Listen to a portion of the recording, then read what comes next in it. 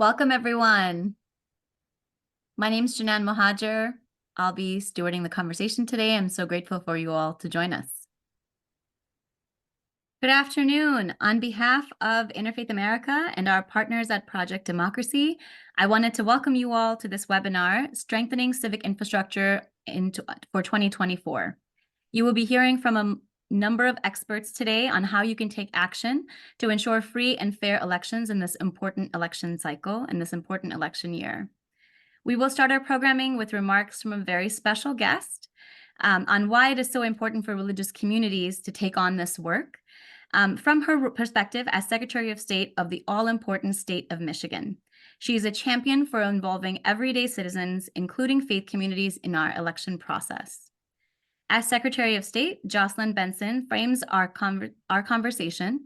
I will provide a brief overview of our Faith and Elections Playbook resource, and our experts will give us more insight into the specifics of 3 opportunities outlined in the playbook.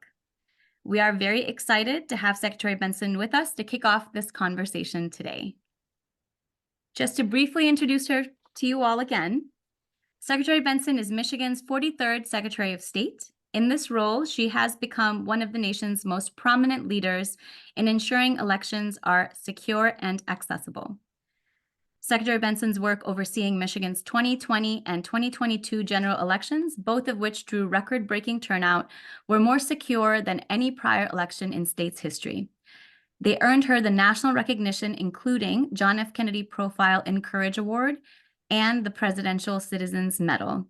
She also implemented new voting rights for all eligible Michiganders prior to the 2020 election, including the right to vote absentee, and oversaw more than 250 audits after the election, all of which affirmed its integrity and accuracy. Secretary Benson, thank you so much for joining us. We're so grateful to have you. The floor is yours. Hi, thank you. Can you hear me okay, everyone? Thank you for having me. And wonderful to be here with all of you. Really honored to be here with all of with so many devoted faith leaders from all across the country, especially as our nation stands at a precipice as we enter the 2024 election cycle. And we do so knowing that democracy is a team sport. We need everyone working together to ensure that every voice is heard and every vote is counted. And I'm here today because faith-based organizations and faith leaders are really in a unique position to serve as partners in defending democracy and helping our elections run smoothly. As the Secretary of State of Michigan, I've learned the strength of calling upon the voices of trusted messengers across our state to share factual election information and to debunk misinformation at the local level. In many ways, we as election officers, those who administer elections, have a lot to say about why people should have faith in our elections, but it's you all who can be trusted messengers of that content so that people hear it and believe it. And because of this, we have formed in Michigan a Voter Confidence Council. It's made up of statewide leaders from sports, business, and faith-based organizations from all across the state who have statewide constituencies and are known statewide as trusted leaders. And as trusted faith leaders, you all have the opportunity to, in any way possible, serve as a voice of truth and a trusted messenger for factual information about election participation in communities that in particular are going to be inundated with a lot of misinformation in the months ahead. So in that regard, I'm here today to implore you all to consider playing a significant role as the ambassadors of democracy in this cycle, certainly becoming familiar yourself with the rules and the players and the needs of the election administration community in your state, and sharing what you learn with those who look to you as a trusted voice. In general, election officials are the go-to source for election needs.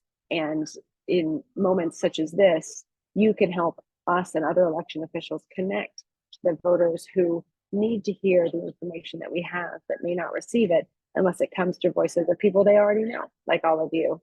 And related to that, we know that there are adversaries of democracy who are going to try to divide and deceive as we go into this cycle. And I'm determined to make sure they are unsuccessful in their efforts to confuse citizens about their rights and their voice and their vote.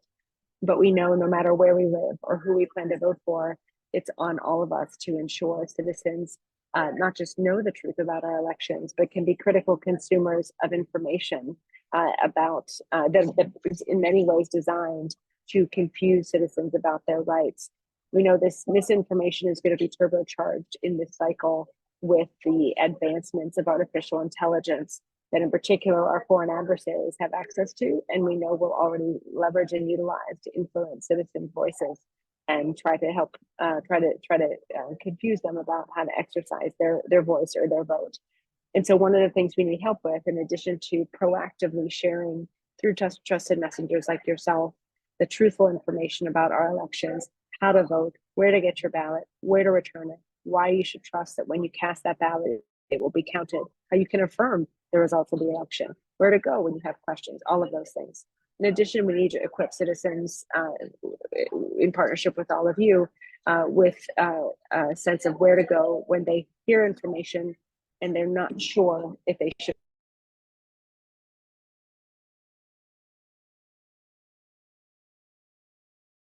Misleading information, PolitiFact, RumorGuard, factcheck.org. I can put some of these organizations in the chat so that you know where you can encourage people to go. In Michigan, we've actually set up a website. It's michigan.gov/SOS fact check. And that helps people review. So oftentimes a lot of the misinformation is the same thing. So we can debunk conspiracy theories and other types of myths there. We also set it up an email, misinformation@michigan.gov, for people to send questions about things that they hear and either have it validated or debunked. But in addition to that, we encourage everyone to seek out multiple sources for news and information. And in relation to election information, always go back to those government and election officials' websites as the gold standard. And we also want to encourage citizens who find misinformation to not share it, but expose it. And there is a platform, actually, reportthisinfo.org, where I'll put that in the chat as well, where you can report misleading information and get it taken down or have other ramifications.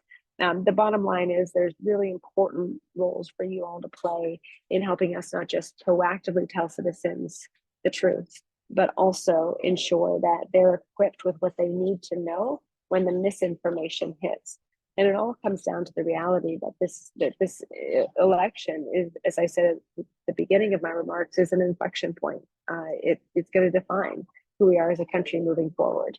And we want to encourage citizens to think strategically and critically about how they want their vote to be a reflection of who they are and their values, and to consider how this year our votes will define us as individuals and as a nation. And they're going to, I think, thinking through who we want to be moving forward. Do we want to feed the noise or rise above it? Do we want to elevate politicians on either side of the aisle who use divisive rhetoric, or support those who inspire us to celebrate our common humanity?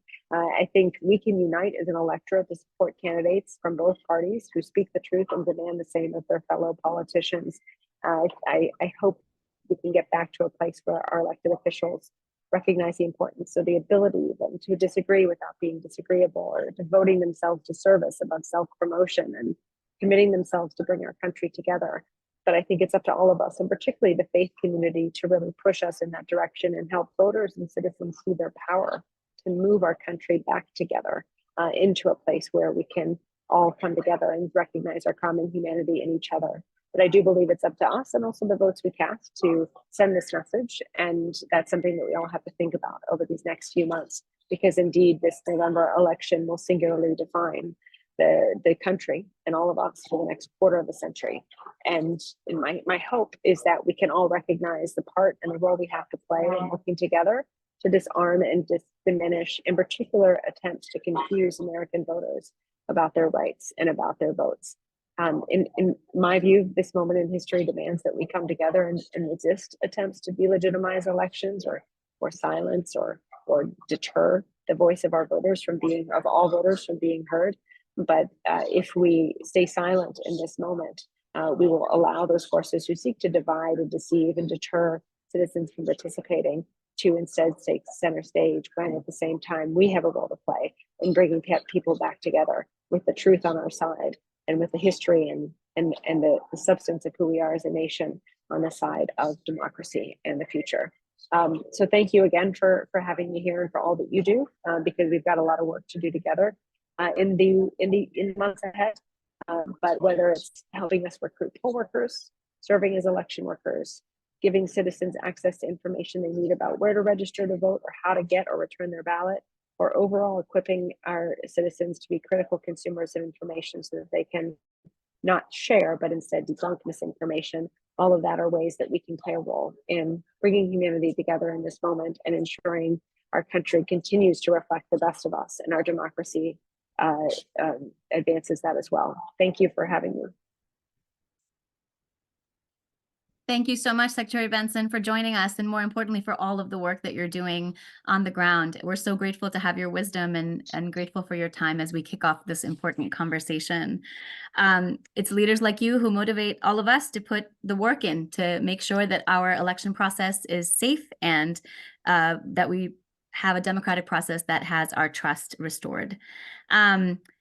Before we go on to listening to three more amazing speakers who will talk very specifically about strategies, I wanted to give you a little bit of an introduction to the Faith in the Elections Playbook that Interfaith America and Project Democracy and our group of advisors have helped us put together.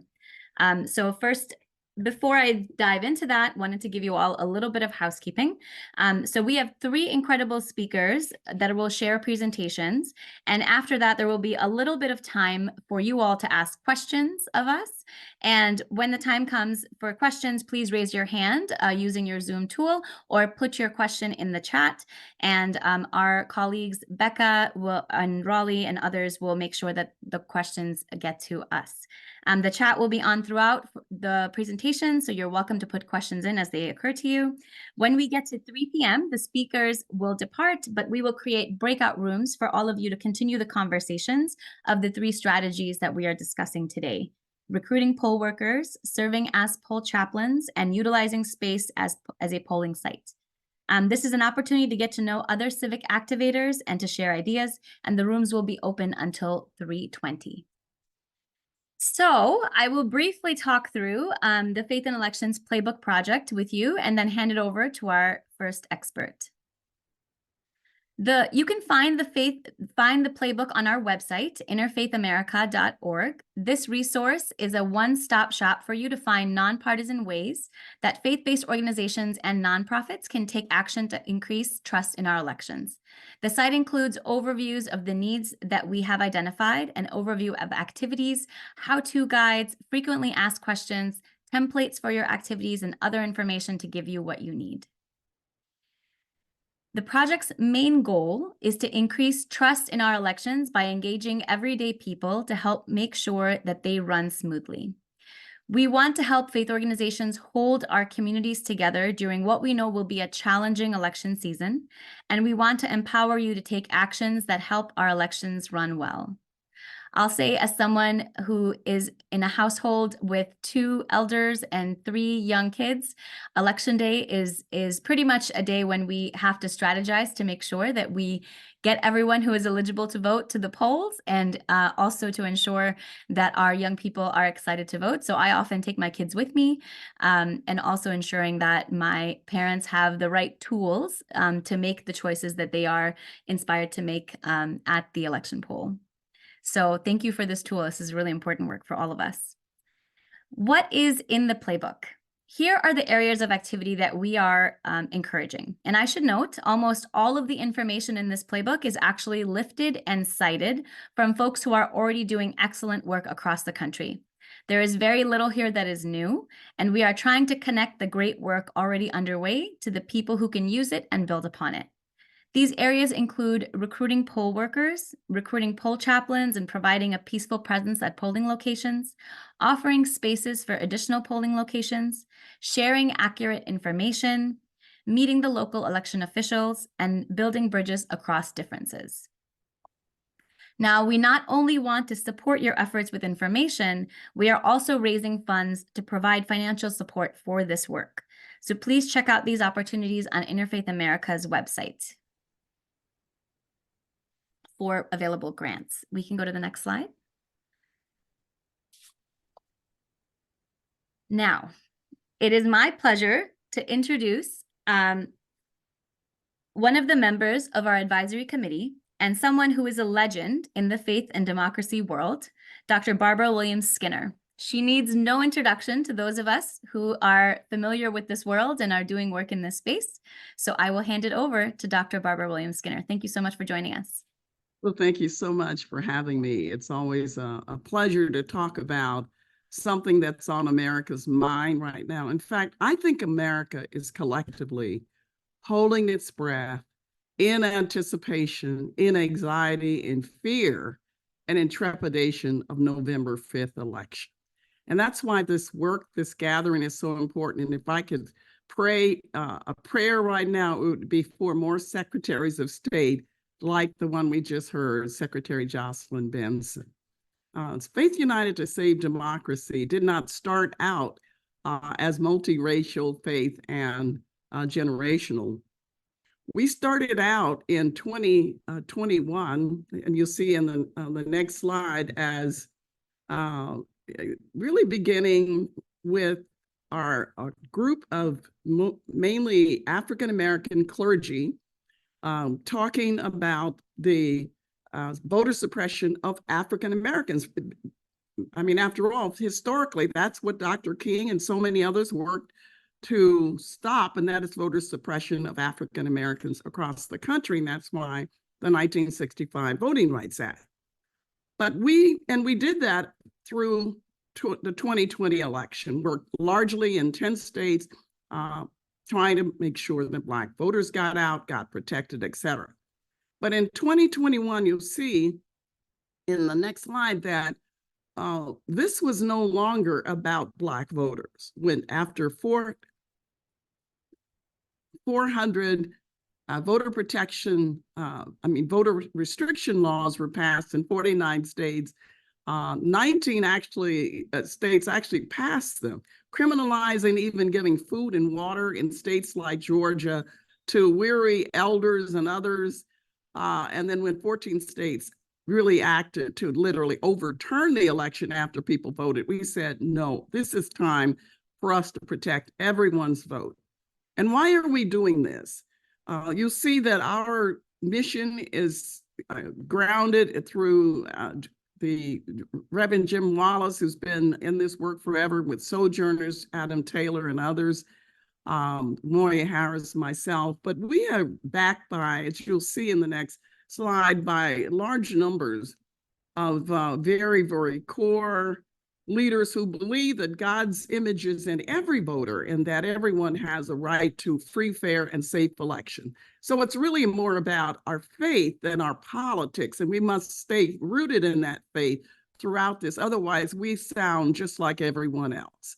And so what we have in the next slide is a picture of who we are across the nation. We are in 10 states, from Alabama, Arizona, Georgia, Florida, Michigan, North Carolina, Ohio, Pennsylvania, Wisconsin, and Texas. You notice that except for Alabama, these are all battleground states, but we have in this map 50 states that have access to the voting tools that we give. And then on that map, for example, people can literally check their voting status, check their early voting status. They can check the dates they can find out in their state their absentee status and others. In other words, Faith United to Save Democracy wants to provide tools. We have talked enough about the problem. People are tired of talking about the problem. They want solutions, so we provide tools. And if you just, in the next slide, you'll see that we are trying to involve literally everyone to overcome the assault on democracy, the intimidation, and protecting vulnerable citizens. And you'll see then that we have just about everybody involved. In the next slide, we show that we are really attempting to be what very few people are right now, truly multi-faith, multiracial, and multi-generation. We have from right to left politics in the political arena, in our church group, our Muslims, Jewish, our imams, our National Council of Churches, all the way to our white evangelicals are involved, because this election is going to affect all of us, Asian, Latinos, and others. And then when the next slide, you see our core group of very, very established faith leaders who have worked for years on voting rights. They're intergenerational. In the next slide, you see those are the people in our 10 states who are on the ground doing this work. I want to skip to the next slide because I want to give you just an overview of what this work is about. From January to January, from January of 2024 to January 2025, we are working. We started with MLK holiday, focusing on why should people even vote? People are asking, young people are asking. We didn't get Martin Luther King. We didn't get the Voting Rights Act that John Lewis and others went after, that Dr. King fought for. We didn't get George Floyd. So why should we vote? And now they are upset as never before about Palestine and about the humanitarian crisis. So we're having a real hard time getting our young Black leaders and white and Latino and Asian young people, Latino leaders, even white young people are asking us, why should we be voting when this country is not dealing justly with people around the world?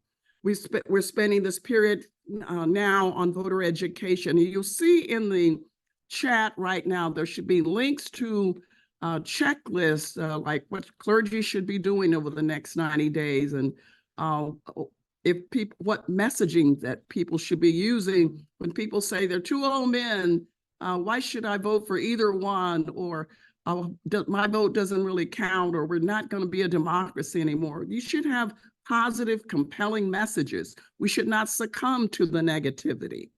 We have a toolkit there that you can utilize. If you're interested in becoming a poll chaplain, and I'll spend the next few minutes talking about that, we are going to welcome you in 10 states and then cities in those states. There's a link for you to sign up right now as poll chaplain. There's also a sample of Georgia, what people got for their vote. When people say their vote got them nothing, it's not true. Pell Grants, rental assistance, COVID assistance, support to colleges and universities that our young people who are low income go to. We should be telling people what they have gotten with their vote and then call them to vote again. I want to skip to the next several slides and go right to what the poll chaplain program is about, because that's really what I want this focus to be on, not poll activists. Let's keep going to poll chaplain slide. Now, this is really what I want to end with, the poll chaplain conversation. The poll chaplain slide really talks about why we need poll chaplain. Yes, they're poll monitors, they volunteer. Yes, they're poll watchers, they're paid by campaigns. And yes, they're there may be poll workers. They're paid by the state. Poll chaplain, you go right to that slide and you begin to see that the people of God must show up in the spirit of that moral presence, the practical support, peacekeeping role. We were warned in 2020 and 2022, and it did happen that people were brandishing guns. But our poll chaplain had de-escalation training. They knew how to bring the temperature down when people began to intimidate voters. They were very confident in their clergy collars that they could talk to even those who were hostile. So we didn't have any incidences. In the next slide, you'll see again that the next few slides, we talk about that these poll chaplain, in the next slide, you'll see that they are dealing with very practical voting support. Giving food and water, we may not be able to do in all states, but we can do fanny packs in those states that ban it. We help voters who are concerned about language issues. In 40% of the poor polling sites, there are no wheelchairs. We get wheelchairs. We help when polling sites don't open up on time, when they open early or they open late and people are still not off work, who are hourly workers. In other words, we need poll chaplain more than ever in 2024. We need you to sign up. We need your friends to sign up. We have a hotline that allows us, with our training that the poll chaplain will go through, to understand exactly what you need to do. There'll be de-escalation training. We start that in June. And what it does, it says that the people of God are standing in the place of God for the vulnerable, whatever race and background they are, to say, because they are created in the image of God, we're going to protect their right as citizens and as people to vote. We need you for that. Check out the chat for the links that we have. You have a way to reach us to turnoutsunday.com. That's turnoutsunday.com. And we look forward to connecting with you in this amazing program and strategy. And we're grateful to be a part of this overall work. Thank you so much. Thank you so much, Dr. Skinner. We're so grateful for your wisdom and for all of the work that you've done over the years. So thank you for joining us. And this is amazing. Thank you. Next up, we have Marta Hanson from Power the Polls, which is an absolutely critical resource to ensuring that our system has people power that it needs to ensure a smooth election process. Marta, thank you for joining us. Your bio is going to be in the chat and it speaks for itself, and I'll hand the floor over to you. Thank you so much. I'm thrilled to be here with all of you today to talk about recruiting poll workers as a critical component of making sure that we've all got safe and secure elections. So on the next slide, what we'll cover briefly, why poll workers matter, how we at Power the Polls recruit poll workers and can support you and your communities recruiting poll workers, and how you can help and have this be part of your faith and elections work this year. So who is Power the Polls? We are a nonpartisan national initiative on the mission to recruit poll workers to ensure safe, fair, and free elections for all voters. We believe at our core that voting should be a positive and empowering experience for every single person. And that is what we do with our broad coalition of many faith communities, student groups, veterans organization, movement groups, nonprofits, and everyone in between. So why do poll workers matter? Poll workers power our democracy. I would actually argue that being a poll worker is one of the most effective nonpartisan things that any one person can do, along with perhaps being a poll chaplain, as we just heard about, to support our elections. And the fun fact, which you would know if you had read the whole playbook, is that it takes on average 1 million poll workers to power an election in a general election year. So what do poll workers do? Poll workers are the ones who enable the nonpartisan process of our democracy. They keep polling places open. They show up early on election day and are the last ones to leave. They help ensure technology functions, especially as election administrators transition from old-fashioned poll books to using more tablets. Poll workers prevent long lines. They hand out "I voted" stickers at the end of the day. They often provide voters information in their native language if they're bilingual, and overall are really the face of elections, the face of voting, the face of making sure that every voter has that positive experience at the polls. I do want to offer a bit of clarification between poll workers and poll watchers.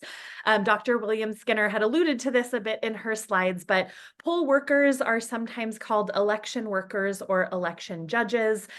These are folks who are hired and trained by the local elections office, and they are paid to ensure that elections run smoothly. So checking in voters, handing out ballots, handing out stickers. Poll watchers or election observers are often affiliated with outside groups who are there purely to observe election activities. And the rules do vary pretty widely from state to state about what the certain specifications and rules are. But at Power the Polls, we are really focused on recruiting these poll workers, these paid election workers, to actually help those elections run smoothly. So how do we actually recruit poll workers? And in part of your faith and elections work, how can you help? Well, first and foremost, Power the Polls is the one-stop shop for all poll worker information, no matter where you are in the country. So we've got a Power the Polls link, powerthepolls.org/faithinelections. And when you sign up using that link, wherever you are in the country, we will direct you to the poll worker information for your local jurisdiction. So whether you're in Washington, D.C., or in Alabama, or Wisconsin, or Georgia, or California, type in your zip code and we will connect you with the information about how much you earn for the day, what the requirements are. In some places, you can actually be as young as 16 to serve as a poll worker. So it's a great way to engage younger folks in your community who may not be able to vote yet, as well as the hours and what the various requirements are. A few other things that I wanted to share. So Power the Polls mobilizes our partners. This is also critical for recruiting poll workers, especially for this audience. We have found that 70% of folks that we've recruited the last couple of years come from partner organizations. You've heard a theme today of people responding to organizations that they trust. And this is what we have really seen in our outreach as well. So really why we strongly encourage you in your communities to encourage folks to step up and serve as poll workers. Secondly, I wanted to underscore that we have actually found that poll workers overwhelmingly have positive experiences. 95% of poll workers we surveyed after the 2022 midterms had a positive experience, and 88% told us they wanted to serve again. So as you are recruiting poll workers in your community, help us uplift this positive narrative. It can counter a lot of the doom and gloom type narrative that I know we're all hearing leading up to the election this year, but focusing on poll workers on this nonpartisan way to step up and support the process of democracy itself, and sharing both the anecdotes and the facts that we have seen that poll workers do tend to have that positive experience on election day. And last but not least, I wanted to share this takeaway of some of the messaging that we have found, reasons that people tell us that they decided to step up.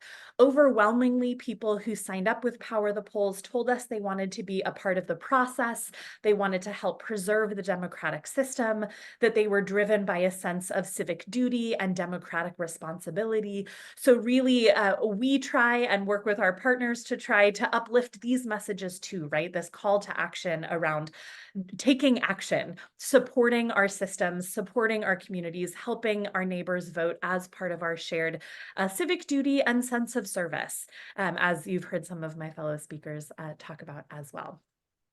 So how can you help?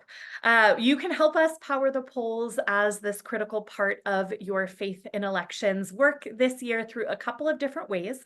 First and foremost, you can visit powerthepolls.org/faithinelections to sign up yourself and kind of see what the user experience is like in your own community. You can also check out our website at powerthepolls.org/resources. We have a number of poll worker resources that are available. This includes, whereas local election administrators are the ones who host the trainings themselves, but we do have resources that are things like 25 questions to ask during your poll worker training, or a day in the life of a poll worker, various resources to help people feel even more prepared. If you are interested in running a really robust poll worker recruitment program, you're welcome to partner with Power the Polls yourself. I'll have some information in a couple of slides about how you can get in touch. We also really appreciate you following Power the Polls on social media, especially right now as the primaries are happening. This is where we are uplifting needs. There are a lot of jurisdictions with needs for primaries later in March and in April, and we post about these needs regularly on social media as well as with our partners. So check out Power the Polls to see if any of the jurisdictions with needs are where you are based or where folks in your community are based. For those of you who have paid employees, we encourage you to consider policies supporting paid time off to be a poll worker, in addition to perhaps paid time off to vote. And last but not least, mark your calendar. Poll Worker Recruitment Day is our big national day of action. It will be Thursday, August 1st this year. And this is the day, I believe last year on Poll Worker Recruitment Day, Secretary Benson actually co-authored an op-ed on the importance of poll workers. So this is really the day that as community leaders, we invite you to talk with us, the importance of poll working with your communities, uplift it in your own channels, and help us raise awareness on that day. So the next slide, these are a couple of ways you can connect with us. Partners at powerthepolls.org is the email to reach out to us at. There's also the link to learn more on our website, powerthepolls.org/partners.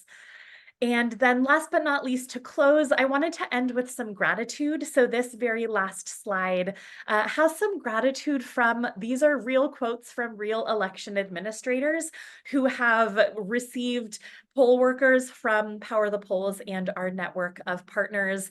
You know, people in small communities who have already received a couple of applications are beyond thrilled. Thinking about how, or recognizing how Power the Polls has been instrumental in assisting recruitment, and all of that, you know, 70% comes through our partners.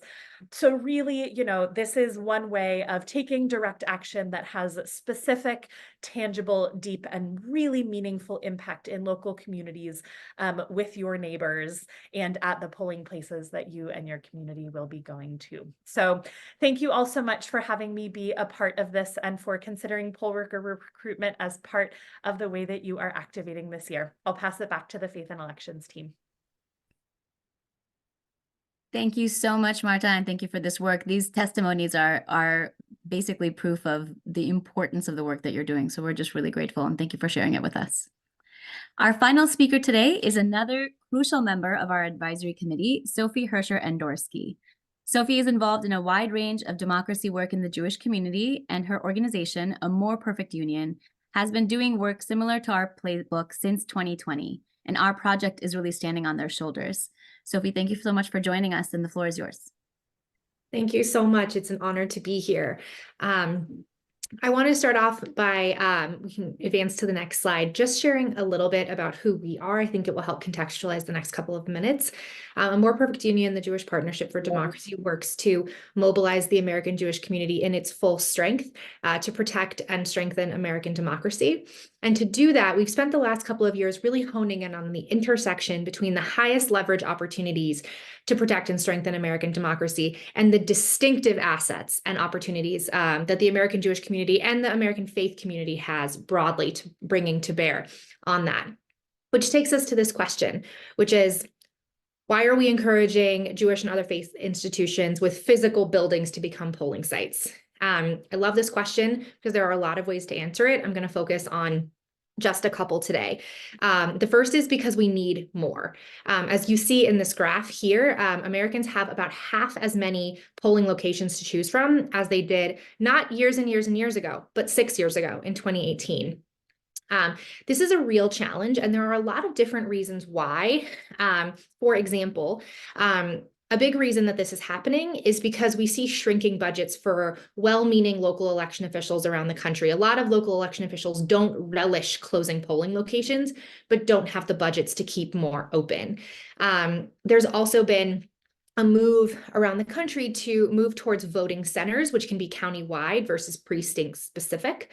And also we're seeing a very well-meaning and very strong push from the Biden administration to enforce more stringently the Americans with Disability Act in terms of compliance for polling locations. So while these are all, in many cases, not nefarious in intent by any stretch, there are real harms associated with the consolidation of polling locations, and they're not spread evenly across all populations. And one note that I'll share is that there was a study done in 2020 that was published in the Journal of Applied Economics that shared that an increase of even just 1 mile in distance that someone has to travel to a polling location reduces turnout, specifically in majority minority districts, by up to 19%. And if you compare that with the reduction in majority white districts, which is only 5%, you can see that this actually really is an equity issue as well. Now, the second reason, which you can see on the screen here, is that local elections should reflect local communities. One of the beautiful and complicated things about American elections is that we often think about a federal election, say a presidential election, as one thing that happens on one day. And in reality, it's more like 10,000 individual elections happening in different places and according to different rules and procedures. That makes it very easy to protect.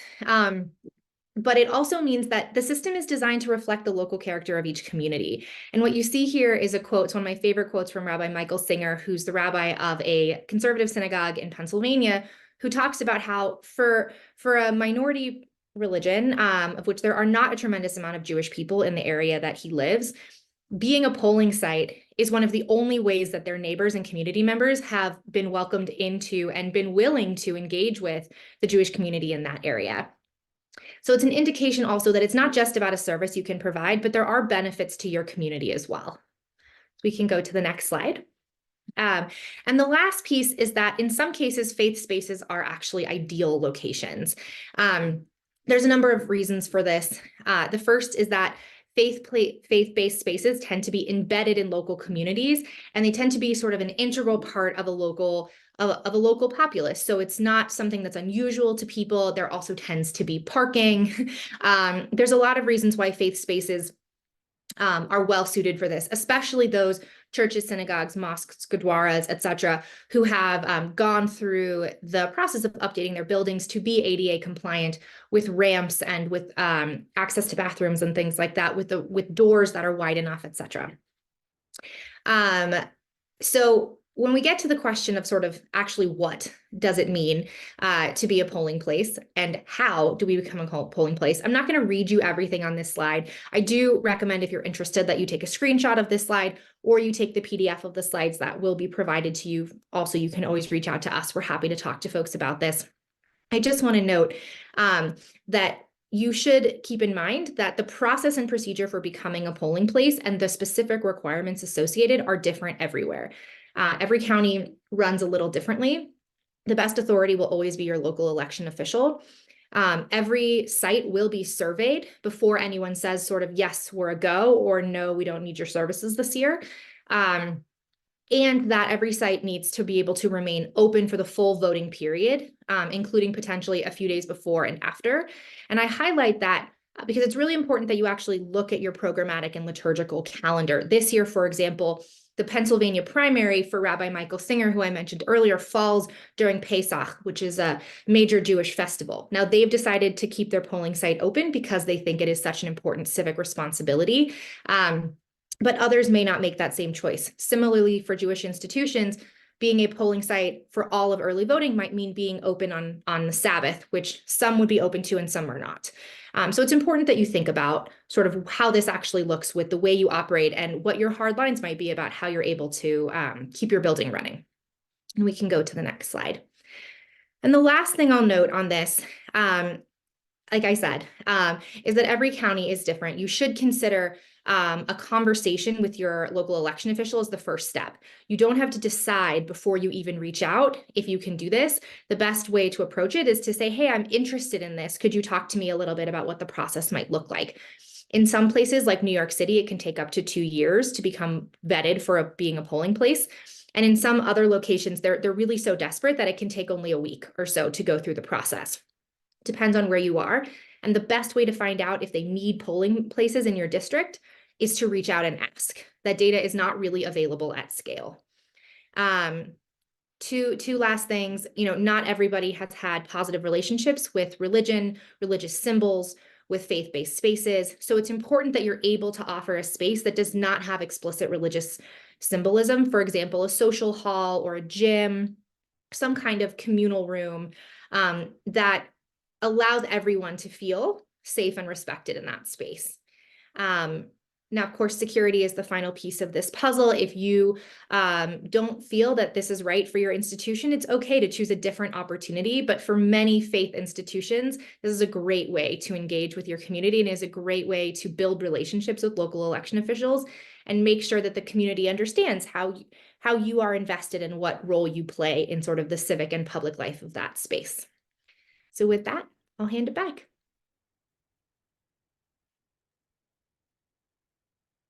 Thank you so much, Sophie. Just a quick reminder to folks who are joining us, we'd love to see your questions in the chat. For all three of our speakers, we'll now have a little bit of a panel discussion for the questions from you. So please do share those questions. And I will ask them as they come about. I actually have a question. I'm wondering, and I'm happy for for any of you to answer this. I'm wondering, as you all have navigated the really important work that you're doing through your organizations, what is like a story of a bright spot that you can share? And I'll start with Dr. William Skinner, and then we'll kind of go down the line. What's a bright spot that comes to mind when you're thinking about the work that you've done over the last few cycles of elections? The most exciting thing we saw in the 2022 election was this grandmother who was taking her 17-and-a-half-year-old, who was turning 18, I think, before the election, to register to vote. She came back with him and they voted together. And here was a woman who was quite elderly, and she was able to live to see her child benefit from her work in voting rights. And we took lots of pictures of that. That was really very exciting. The other one was when we had people were a little scared in some areas where they heard there might be threats of violence. And I remember in Michigan when they had, I won't say the former guys, trucks out, and they were scaring people, these white trucks with the red on them. I'll just leave it there. And people were a little bit nervous, and our guys in their clergy collars went over to the trucks and said, I think you probably don't want to stay here because you don't want to get a ticket, but we're happy to be helpful. Have you had coffee yet? Or, they had coffee. So it's like there's part of the de-escalation doesn't have to be any more than treating people the way you want to be treated. We saw lots of stories like that. Thank you for that. Sofi or Marta? I'm Yeah. happy to. Oh, go ahead, Sofi. I was just going to share, I've been speaking to a lot of specifically Jewish clergy who host polling locations since this year. The primaries do fall during Pesach in many states, not all, but many. And it's been a really wonderful thing to hear those communities come together, usually their full board, not just their clergy team, to decide that serving, their community was of paramount importance. And many of them have come to the conclusion that they were able to find ways to both serve their parishioners and serve their community. And I think it's a really wonderful thing, especially because a lot of Jewish communal spaces are really feeling pretty nervous right now. And to decide to be part of a community as opposed to retreat from that community is really a very brave act. So I have found that very inspiring. Thank you. I actually have a whole spreadsheet of past poll worker testimonials that I have bookmarked that I pull up whenever I need a little boost. And so just so many stories, right? So many stories. Some that stand out, we had one, a young woman based in Texas who is a bilingual Spanish-English speaker. She was 16 years old in 2020 and really wanted to be involved, but couldn't vote. And so decided to be a poll worker and was able to be a bilingual poll worker and serve folks in both English and Spanish. And she's been a poll worker every election since then and now is able to vote herself. But just kind of thinking about that lifetime of civic engagement starting really early. So hearing stories like that. And other heartwarming stories that we hear are about kind of surprising new friendships built across the political aisle. In some states, there are either legal requirements or kind of norms and best practices about having equal representation of the two main political parties at every polling location. And so we hear anecdotes of someone saying like, I'm a lifelong registered in one party and I was, partnered with someone who's lifelong registered in the other party. And together we had to drive around and pick up ballots at ballot drop boxes. And, by the end of the day, we were exchanging pictures of our grandkids and we were, really having a good time together in a way that kind of, again, breaks away from some of the larger narratives that we hear, but actually is an opportunity to connect one-on-one. So those are some of the heartwarming stories that I particularly enjoy. Thank you so much for that. These are such great stories. We have a question in the chat that I'm going to paraphrase a little bit. Sofi, this one's for you. The question is, how can polling locations be protected when there are hotbed issues that perhaps specific religious denominations or faith institutions have an invested interest in? And one of the examples used in the question was around abortion being enshrined as a right in Michigan, for example. So what advice do you have? How would you answer that question? So it's an excellent question. I'm glad I got the easy one. I would say a couple of things. First of all, it is a violation of federal law to try and influence voters using theology. So in that particular instance, that clergy person, that particular polling place was violating the law. So I can't necessarily, I can give the advice of don't break the law. But I can also say that to some extent, this is about good actors and good faith behaviors.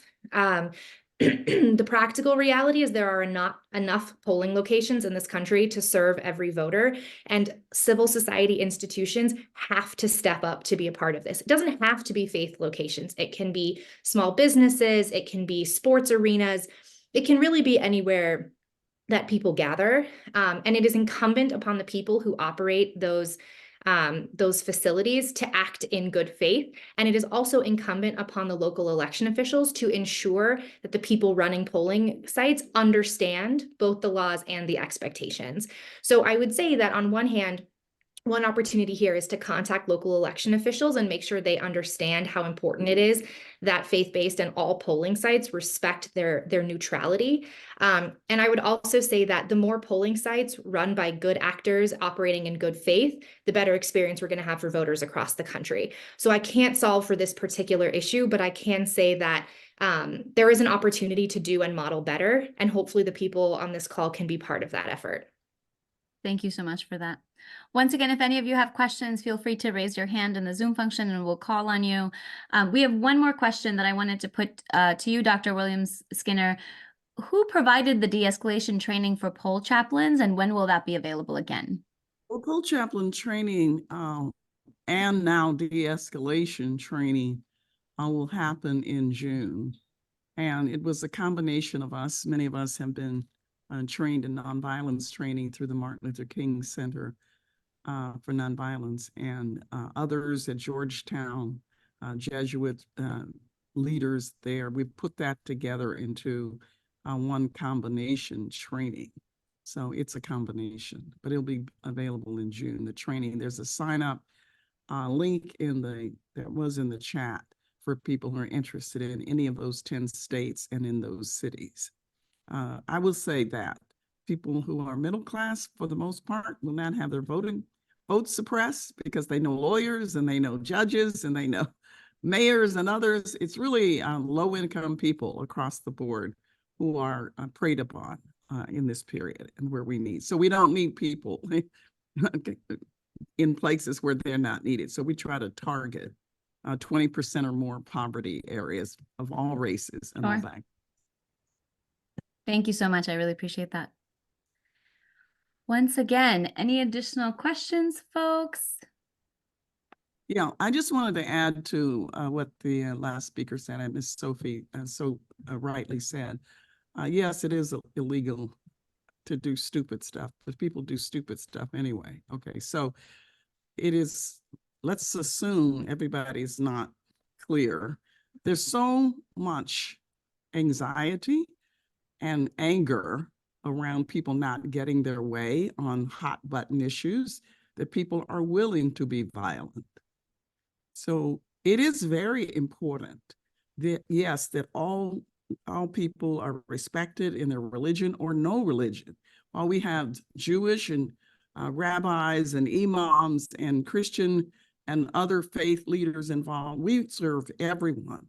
But I will tell you that the presence of a person of faith standing there in their sacred collar, who created a level of calm in places where, in Arizona, where people were literally brandishing guns and rifles, that we need to have again. And so we're happy to work with anyone of faith or no faith, but I will say that calming moral presence is really critical for 2024. Thank I you would so actually much. love to just add to that there is research show that people are significantly less likely to perform acts of violence in front of people explicitly dressed in religious garb. Just adding to Dr. Skinner's point. So not everything is as straightforward as it seems all the time. And it does really help to have the moral voice and moral presence and moral accountability that people often ascribe to faith leaders. So thank you, Dr. Skinner, for bringing that up. Yeah, thank you so much for that. Thank you for joining us. Thank you for the amazing conversation. I feel like I have learned so much today in the last 45 to 50 minutes. I hope that you all will check out all of the different links that are in the chat.